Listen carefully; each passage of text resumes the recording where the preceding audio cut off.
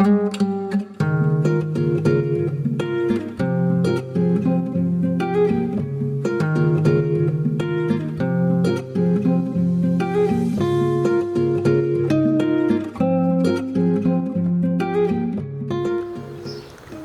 to another episode of Eat, Smoke, Drink.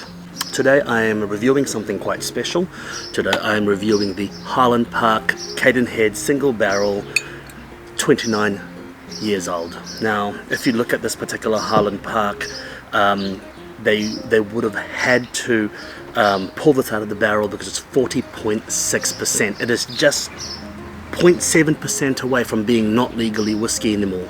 So from a single barrel point of view, that is very tough because otherwise I'd have to blend it in two barrels or else they can't sell it as whiskey. So they must have discovered this barrel and go, holy crap, we gotta fucking bottle that shit or else it's not whiskey anymore. 29 years, one bourbon hogshead, Highland Park, 1989. Let's get nosing. Now, if you're familiar with Highland Park, you get those duty-free bottles. Well, then you're not familiar with these kind of Highland Parks because those Highland Parks are tamed, they're watered down, and they're not, to be honest, they're not very compelling in my opinion. I don't like those bottlings. Unless you get to the really top end of them, the distillery bottlings of Highland Park can be a little bit poor and shy on flavour and complexity. They are unique though, because they use a peat that only is used in Orkney.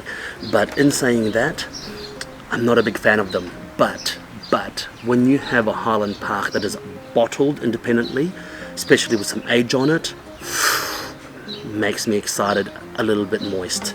Let's get nosing. Oh, white sugar, candy cane, immediate floral note to it. I'm thinking jasmine flowers, honeysuckle, honey. I can smell the smoke right in the back of the palate. I'm getting licorice, just a hint of licorice, aniseed, toffee, fudge. Oh, delicious. This thing is delicious. It is quite a fruity and florally whiskey. Very fruity and florally. And I'm thinking a green apple, a toffee apple. Actually, a toffee apple. There is a hint of smoke. Definitely a hint of smoke. But you know what? The smoke is soft. The smoke is mellow. Now that's just the 29 years mellowing that peat and smoke in the barrel, so nothing unusual about that. I'm getting a little bit of rubber, nothing too, oh damn it, oh, bug falling on me. Nothing too much, nothing too overpowering. In fact, if you were to smell that, most people would probably not pick up that smoke or peat. It's so faint. I'm getting a steely metallic note to that as well. When you keep smelling it, I'm getting baby talc.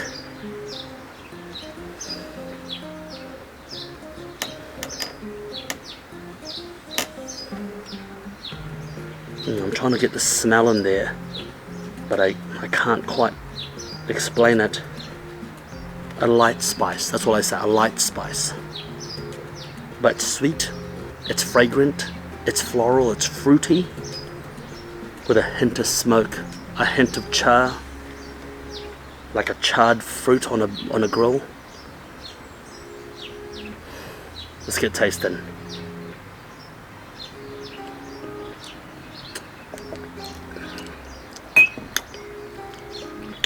I'm going to be completely honest with you.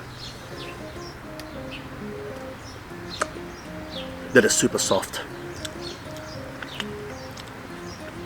I'm getting some grapefruit bitterness, some citrus rind, grapefruit pith. Not much sweetness there. On the nose there was not much sweetness there.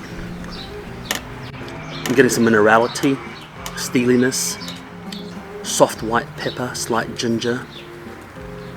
Yeah, very slight sweetness, not much coming through at all. But I'm going to be honest here. I think that even though I think it's a very pleasant dram, I think that this is probably a year too old, pulled from the barrel. I think that they should have pulled at 27 to 28 with maybe another percent and a half of ABV, of alcohol. It's a little bit too soft. It's a little bit, yeah, it's a little bit too soft. It's lost a little bit of its mojo, I think. But I am getting some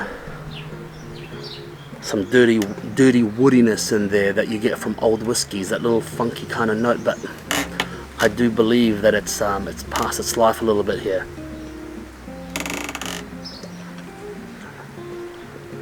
I would even think that maybe they lost the barrel, found it and said, oh crap, I forgot about it, let's bottle it now. One thing good about it though is that when you sip, it does develop on itself. I mean, the herbal note is coming through after my third sip. Getting more licorice, a little bit of rosemary, but the citrus pith, the grapefruit pith is definitely the main note here. Slight sweetness, but you know what, to be honest, there's not that much else going for it. It's not the most compelling whiskey I've tried. I mean, the age looks impressive, but it's not going to be something that I would invade a small nation with.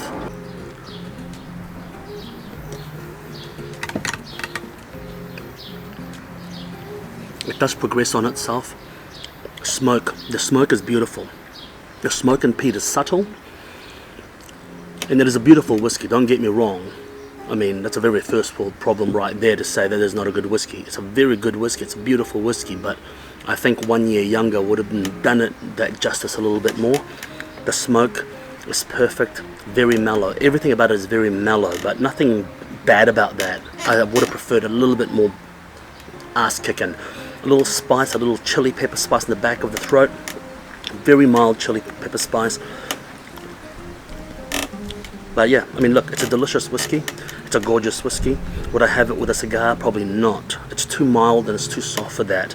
You have this alone as a lineup, or you have it as a first dram, because everything else will drown it. But apart from that, it is a delicious whiskey. I just think it needs 1-2% more alcohol. But hey, you know, sometimes you get the barrels that you get, and this is the beauty about it. Single barrel, you pick it, and that's it. Maximum age, minimum alcohol, and this is what you get. And I'm a big fan of Cadenhead Single Barrel Expressions, the gold label. I'm a big fan of them because they're always very compelling and they're always very interesting. So, and this definitely fits that category. Very good whiskey, very delicious. Have you had this before? Let me know. Have you had old Highland Parks and Cadenheads or independent bottled before? Let me know. Until then, make sure you eat, smoke, drink. Cheers.